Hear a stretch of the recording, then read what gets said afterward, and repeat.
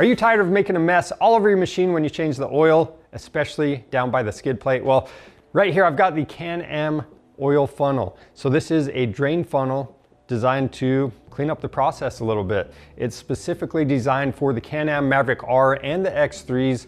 You can use our drop-down menu to type in your machine to make sure this is going to work for you. But really, this is so flexible and versatile. You could probably use it on other machines as well. You've got a 2-inch diameter bottom, and then it's about 5 inches tall. So whatever machine you're working on, just make sure you have some clearance for this. But again, this is going to come in from the top of the skid plate. It's going to surround your drain plug, and then when you drain the oil, it's going to keep it from splashing all over your skid plate. So these are really nice to have. They're super affordable. And hey, if you have any questions about them, leave those down in the comments. You can find these on our website by clicking the link in the description below. And if you want to see more helpful content, subscribe to our channel.